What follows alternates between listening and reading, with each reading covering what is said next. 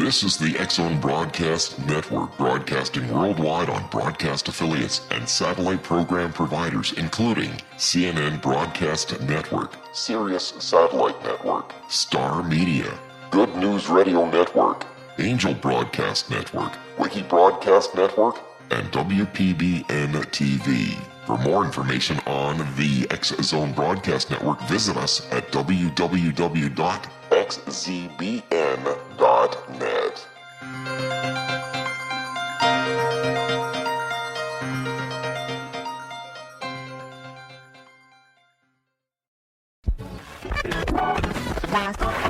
All Hit Radio.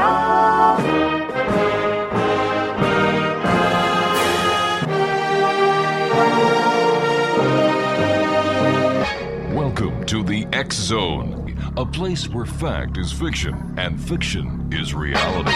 Now, here's your host, Rob McConnell.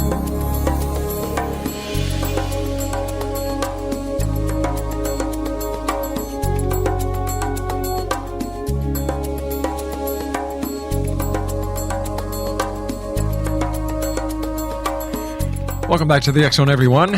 My name is Rob McConnell. We're coming to you from our broadcast center in Hamilton, Ontario, Canada. Worldwide toll-free 800-610-7035.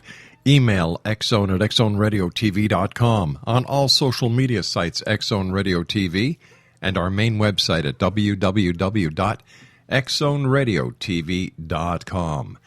My guest this hour is Zoltan Istvan, and he is a best-selling visionary author and American-Hungarian. He began a solo multi-year sailing journey around the world at the age of 21. His main cargo was 500 hand-picked books, mostly classics. Now, he's explored over 100 countries, many as a journalist for the National Geographic Channel, writing, filming, and appearing in dozens of television stories, articles, and webcasts. His work also has been featured by the New York Times Syndicate, Outside, San Francisco Chronicle, BBC Radio, CNN, CBS, Animal Planet, and the Travel Channel. In addition to his award-winning coverage of the war in Kashmir, he gained worldwide attention for pioneering and popularizing the extreme sport of volcano boarding. Joining me now is Zoltan Istvan. And Zoltan, welcome to the X-Zone. Oh, thank you so much for having me. I very much appreciate it. My goodness.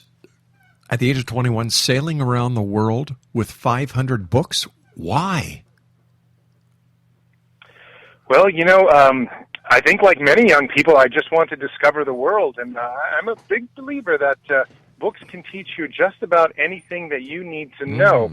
But the real reason was that I wanted to go traveling as well, but it's hard to carry all the books you want in just a backpack.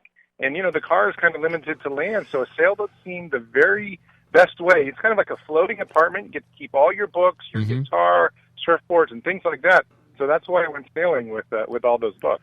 Well, were there any times when you were out sailing that you had second thoughts? Oh, sure. Most of the trip was done entirely alone. A couple times some girlfriends came with me near the end, but... yeah, there were times I was super lonely. There were other times I had a very close, near-death experience where the boat basically rolled over in a major storm. And, it made me wonder if it was all worth it. But, eventually I sort of made it through, and then I spent about 4 years in the South Pacific. And frankly, in the early 20s, that was a dream time to look back on it now. During your trip around the world, did you see anything or experience anything that was totally out of your realm of reality? Well, the one thing that did happen to me, and in fact I later went to cover it for the National Geographic Channel, was I was the first foreigner to essentially discover a indigenous tribe in the island nation of Vanuatu on the island of Espiritu Santo. And then I later went back about 6 years later for the National Geographic Channel and covered it.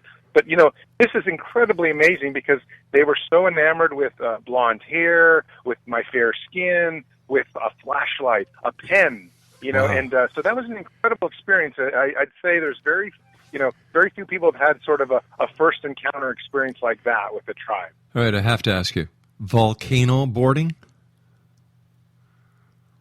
Sure. Again, in the South Pacific, there's a very active volcano where the pumice blows out, and it creates this like double, black diamond slope. And from a distance, you can tell it's the perfect slope to ski down. So I also went for the National Geographic Channel and filmed it, and it was an incredible experience. And I was essentially the inventor or the pioneer of the sport, which is now caught on. And if you go to National Geographic or to YouTube, you can just kind of Google it and find that webcast. It's a fun video to watch. Wow. How many years ago was that when you did your around the world trip? So, it was, most of the trip was done around approximately, I ended maybe 5, 6, 7 years ago. Though I got to say, my sailboat is still in Greece. I haven't actually finished my surfing navigation yet. So I am actually about 3/4 of the way done. And every 2 or 3 years I go back. I've kind of left it to be finished because it's a wonderful thing, and it's most of the time is spent on land, not really sailing. I'm not trying to finish. I'm actually just trying to explore. So you're an explorer of over 100 countries. Stand by, Zoltan. You and I have to take our first commercial break. Exonation Zoltan Istvan is our special guest. www.transhumanistwager.com. More of Zoltan's fascinating life, his adventures, and his new book. We'll be talking to Zoltan the rest of this hour here in the X Zone as we continue investigating the world of the paranormal and the science of parapsychology, Monday through Friday from 10 p.m. Eastern until 2 a.m. Eastern, right here on the X Zone Broadcast Network and our worldwide family of broadcast affiliates. Don't go away.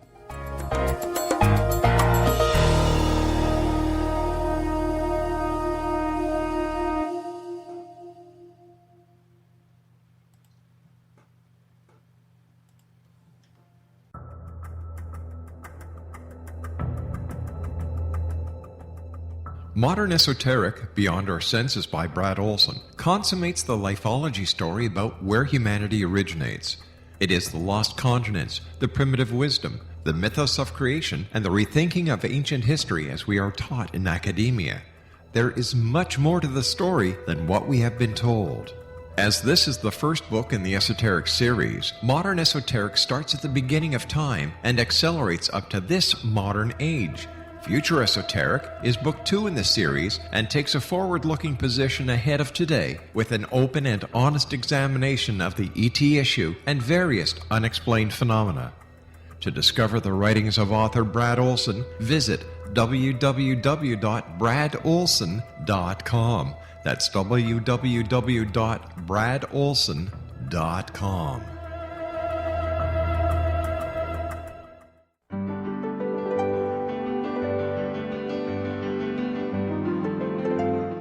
Named one of the world's greatest psychics, Elizabeth Joyce is now giving readings worldwide via Skype.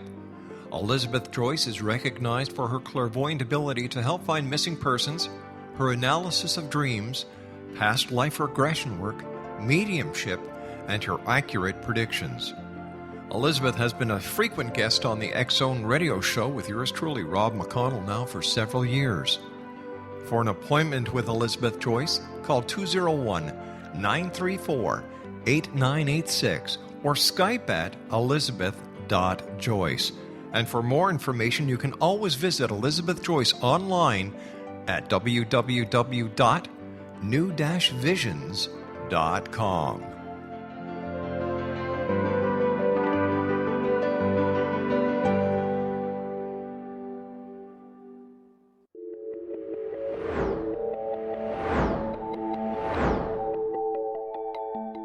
Do you have a dis-ease that you would like to alleviate through a natural means? Have you been contacted by angels, ghosts, or even extraterrestrials and want to validate these experiences? Or would you simply like to speak with someone who can help you find your life's purpose? I'm Dr. Joseph Mara, and I'm offering my services free of charge for first-time clients contacting me during the month of April. These free consultations include angel card readings, guided meditations, life coaching, and energy healing. If you have always wanted to explore these types of experiences but were skeptical or simply could not afford them, then take advantage of this free special offer. Contact me through my website, a guiding light spelled LITE.com to schedule your consultation today. Until then, I offer you love, light, and laughter.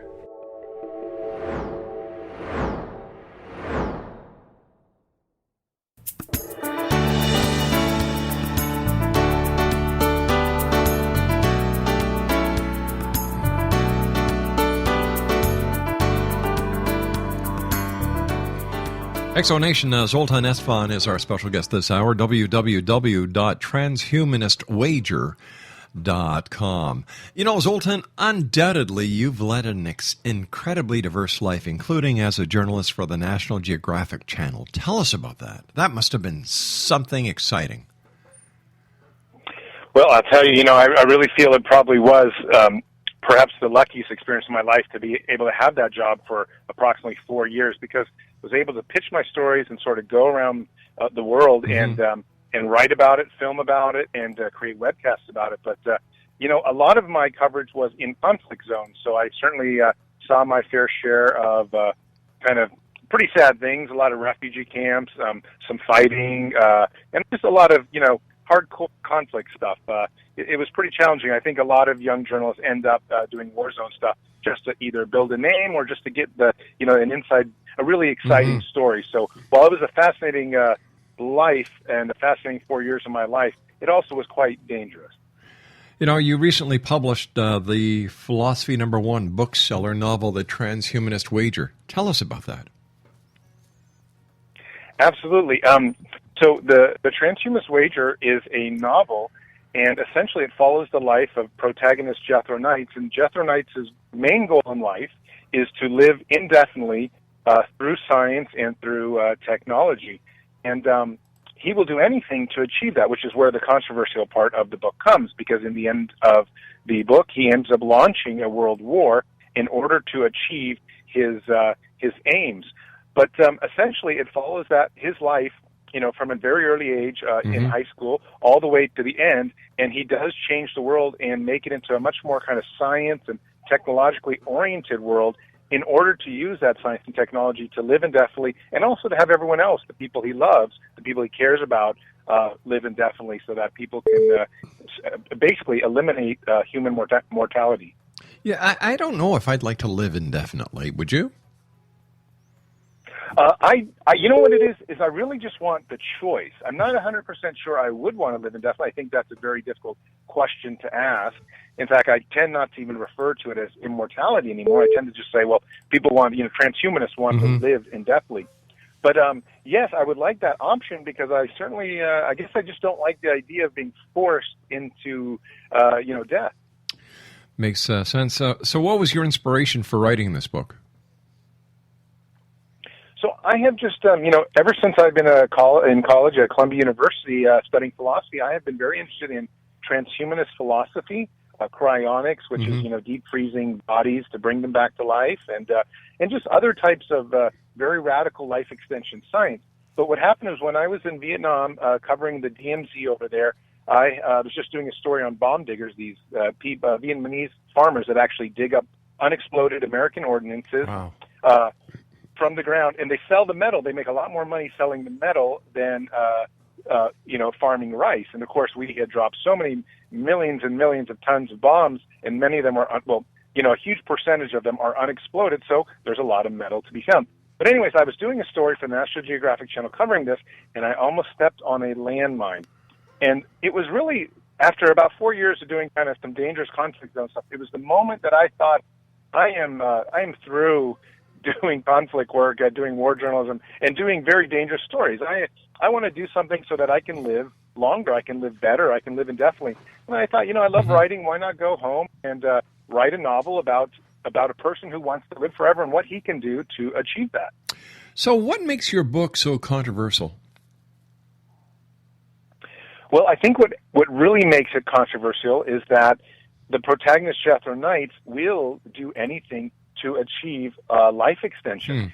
And when I say anything, I mean he will literally start a world war if there are forces against him. For example, we in America, we have, I don't want to say an anti-life extension culture, but certainly many people, the majority of Congress is